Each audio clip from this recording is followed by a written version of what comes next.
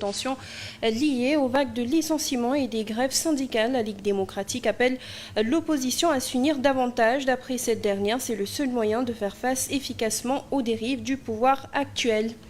Et puis Ramadan, une période où les abayas sont les tenues par défaut, une période qui réjouit donc les vendeurs de ces habits qui en proposent différents modèles aux clients qui eux se disent satisfaits. Un reportage à suivre dans ce journal. Et enfin à l'international, suspension temporaire de l'aide américaine dans la guerre en Ukraine, une décision du président américain suite à la débâcle de la rencontre avec le président Zelensky. Cette dernière sera revue d'après Donald Trump lorsque le président ukrainien s'engagera dans une dynamique de mettre fin au conflit. Voilà tout pour l'essentiel des titres. Le développement, c'est tout de suite.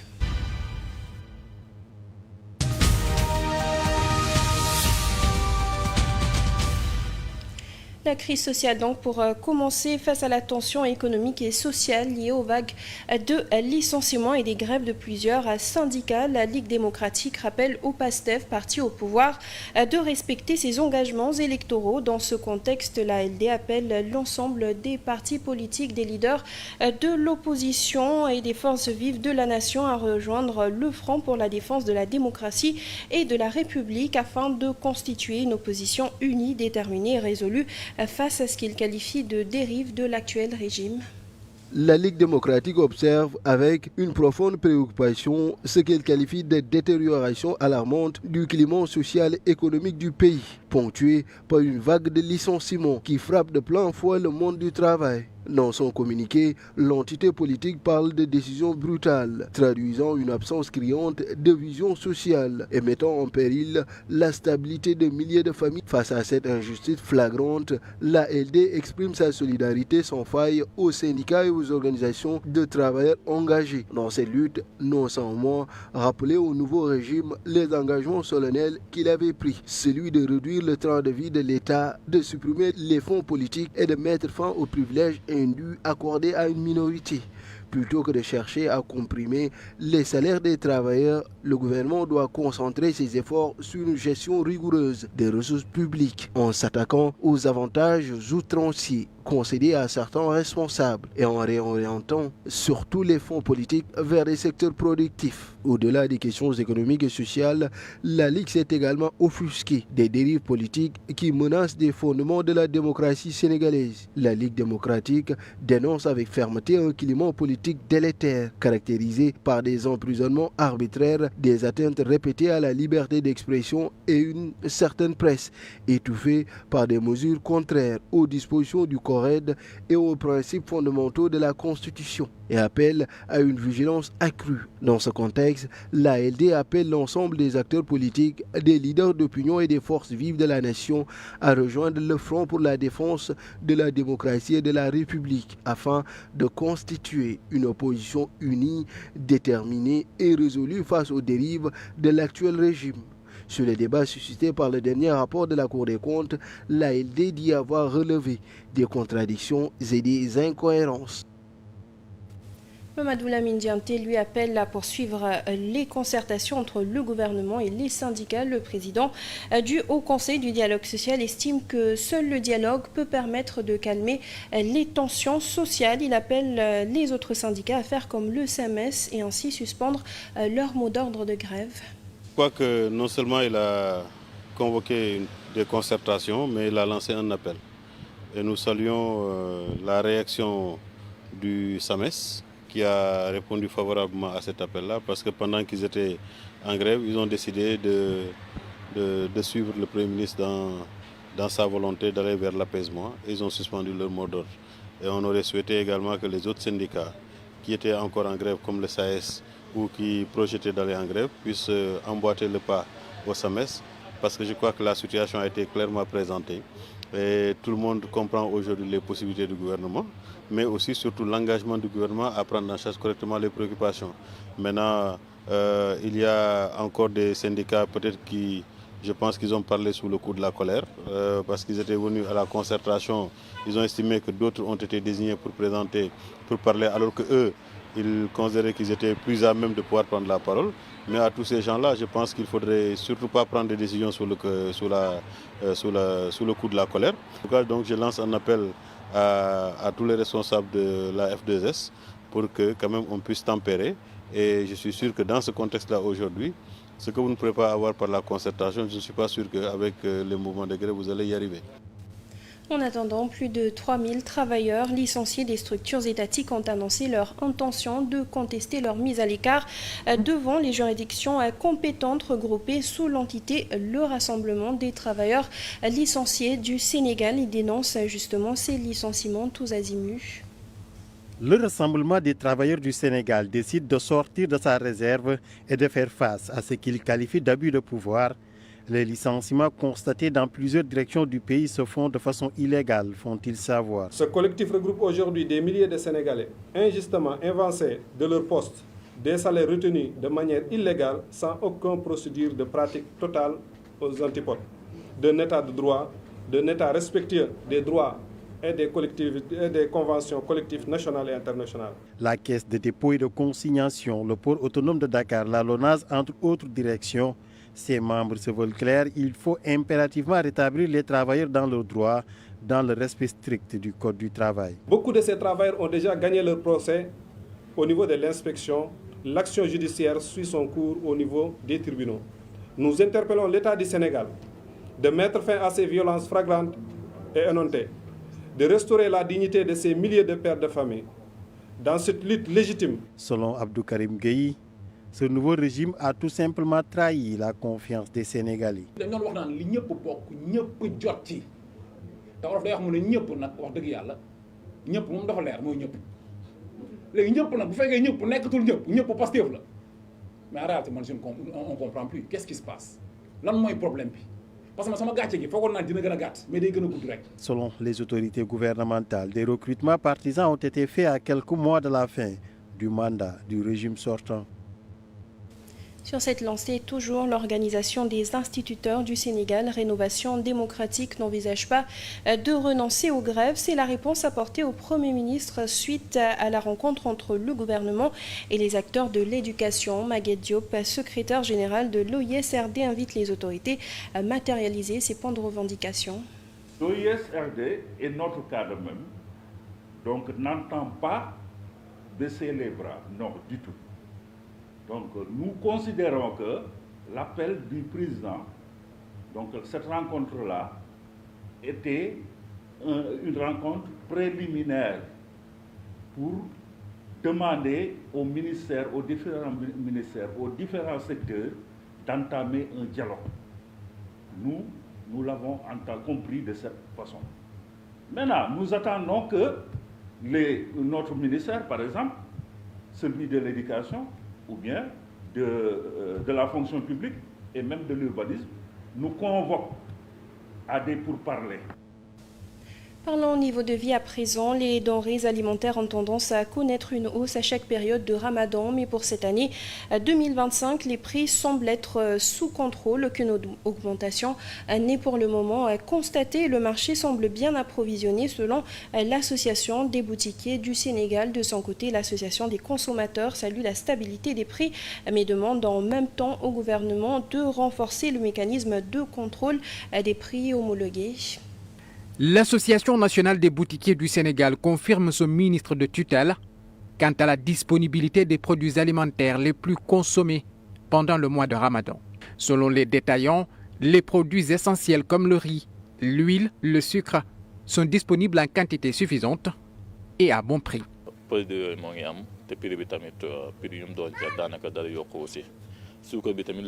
Les produits sont disponibles et les prix n'ont pas augmenté. Par exemple, le sac de sucre coûte toujours 28 850 francs et c'est disponible dans les magasins. Le riz aussi, pareil, les prix sont les mêmes. Seul le prix de l'huile a connu une hausse et c'est depuis bien avant le mois de Ramadan. Certains Sénégalais dénoncent tout de même des prix chers, comme à l'approche de chaque période de grande consommation comme celle du Ramadan. Des commerçants avaient augmenté des prix sans aucune justification, mais ils ont été aussitôt rappelés à l'ordre, selon l'association des consommateurs. Ça a pu être un peu déjoué parce qu'ils voulaient montrer qu'il y avait une pénurie de sucre, ce qui n'était pas la réalité, il n'y avait pas de pénurie de sucre.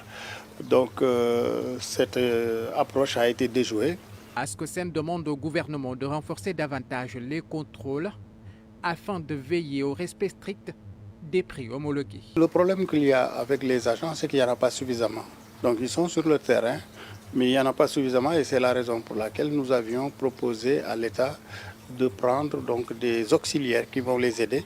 Lors d'une visite qu'il a effectuée samedi à Dakar, le ministre de l'Industrie et du Commerce a fait le point sur la disponibilité des produits essentiels sur le marché.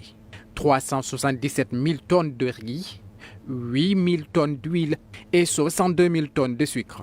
Concernant les produits agricoles, notamment l'oignon et la pomme de terre, ils sont évalués entre 150 et 200 000 tonnes.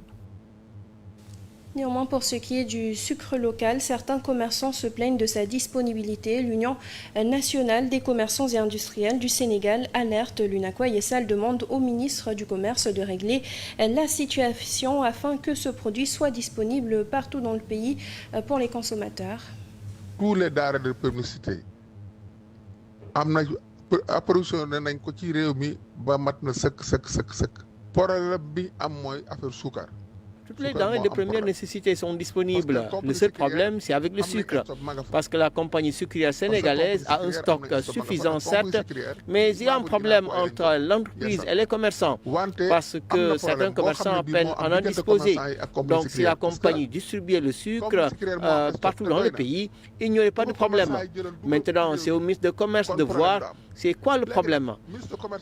Si c'est le prix fixé qui n'est pas accessible aux commerçants, on essaie de trouver une solution. Mais ce que je vais dire aux commerçants aussi, c'est d'éviter d'augmenter les prix sans justification. En tout cas, ceux qui s'entêtent à le faire, qu'ils ne viennent pas se plaindre en cas de problème. Bu kenn jaay machine mu primé, bu kenn jaay fraude. Loolu daal mooy li nga xam ne moo doon bu UNACOIS Yessal joxe te képp koo xam ne da nga ko cee def bu amee problème bul ñëw UNACOIS Yessal. Et puis, période de Ramadan, toujours les abayas sont les tenues de prédilection. Durant ces moments, au-delà de l'esthétique, ces habits assurent le confort aux jeûneurs. Un reportage d'Omar Thiam effectué au marché. Ça, c'est vraiment la bonne qualité. Ça vient de l'Arabie Saoudite. Il pullule dans le marché depuis le début du mois de Ramadan. Plus connu sous les noms de Djilaba et d'Abaya, les clients raffolent de ces mises pour bien des raisons. Pour la prière aussi, pour les cérémonies comme mariage, baptême aussi, c'est intéressant. Pour prier. Un business qui s'impose naturellement en cette période de jeûne. C'est normal. Les gens changent de comportement et leur façon de s'habiller. Ce business est motivé par le Ramadan. Il y a différentes qualités sur le marché, mais moi, je ne vends que la crème de la crème, à des prix accessibles. Ces articles, pour la plupart, viennent de la Chine ou de Dubaï, alliant praticabilité et confort. Un business qui rapporte presque à tous les coups. C'est notre période faste, que ce soit l'habillement pour hommes, de même que pour la femme, et à des prix abordables.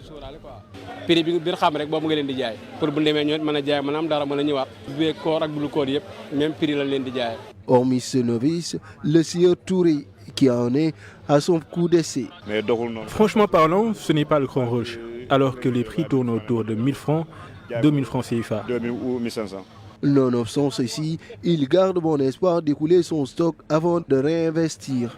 Pour les autres vendeurs, le Ramadan a fait exploser leur chiffre d'affaires.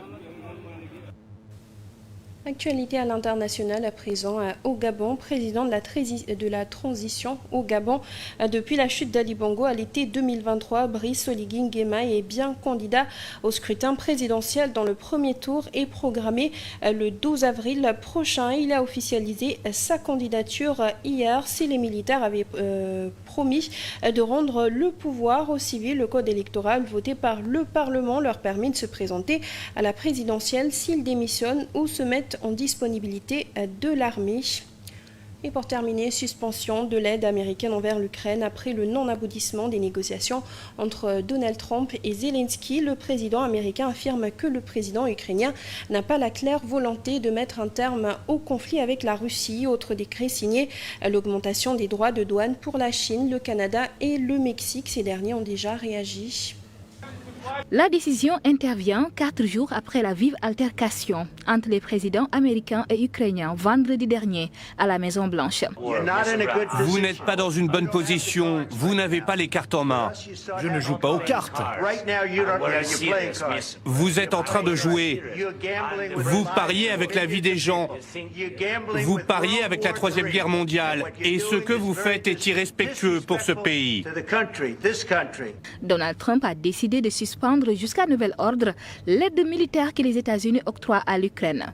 Il s'agit essentiellement de l'appui déjà approuvé sous l'ancienne administration de Joe Biden. Selon le département d'État américain, les États-Unis ont fourni du 24 février 2022 au 20 janvier 2025 65,9 milliards de dollars en assistance militaire à l'Ukraine. Le président américain met ainsi en exécution ses menaces à l'encontre de Kiev. Lors de leur prise de bec, Trump a devant le monde entier reproché aux dirigeants ukrainiens de s'être montrés irrespectueux et de manquer de gratitude envers son gouvernement pour ses efforts visant à mettre fin au conflit entre l'Ukraine et la Russie. La nouvelle a été bien accueillie du côté du Kremlin. D'après la Russie, une suspension de l'aide militaire américaine à l'Ukraine serait la meilleure contribution à la cause de la paix. De son côté, Kiev s'est dit déterminé à poursuivre sa coopération avec Washington après cette mesure actée par Trump. Il ne s'agit pas de la seule décision prise par le locataire de la Maison-Blanche. Donald Trump a également ordonné hier soir la mise en œuvre de la hausse des droits de douane pour la Chine, le Canada et le Mexique. Le Canada et la Chine ont exprimé leur intention de riposter à ces surtaxes en imposant des droits de douane sur les produits américains en représailles. Place tout de suite à la revue de presse.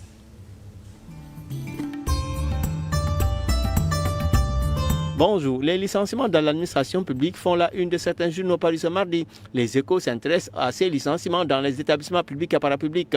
Le journal signale qu'un collectif de travailleurs licenciés a été créé. Ses responsables affirment avoir dénombré 3000 licenciés, selon le journal. Tribune note que le ministre du Travail est plongé dans un silence inquiétant avec le nombre de 3000 travailleurs licenciés sous l'ère Diomaye. Pas de mesure d'accompagnement, le tandem Diomaye interpellé.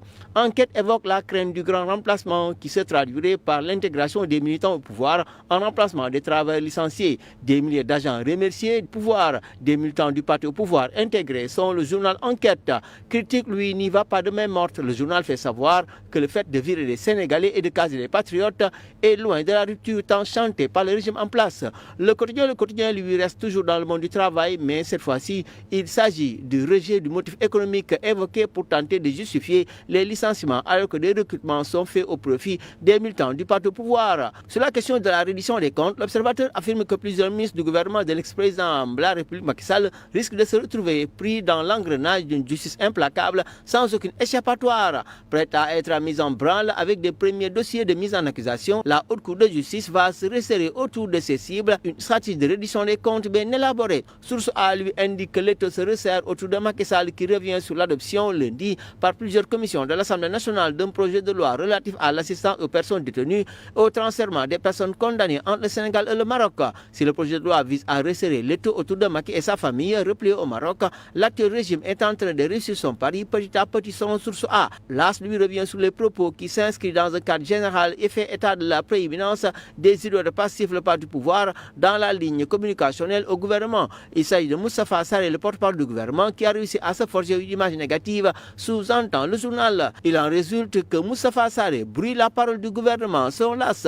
Walf Quotidien estime que le pas de pouvoir a été ralenti par la réelle politique en matière de respect des promesses de campagne. Beaucoup d'engagements pris à la présidentielle de 2024 et aux législatives anticipées de la même année sont toujours à l'état de promesses, constate Walf dans ses colonnes. Libération lui fait état d'une rocambolesque affaire à l'UCAD, des notes gonflées en échange d'argent ou de faveurs sexuelles. La DIC sert une mafia au cours de la faculté des lettres et sciences humaines de l'UCAD. Un étudiant démarché de l'accusé a été arrêté à l'AIBD. Au total, 18 étudiants et étudiantes ont bénéficié de la fraude sans libération. En sport, record revient sur la Ligue des Champions prévue aujourd'hui avec le 8e de finale, un explosif Real Atlético à Bernabéu. Bonne lecture.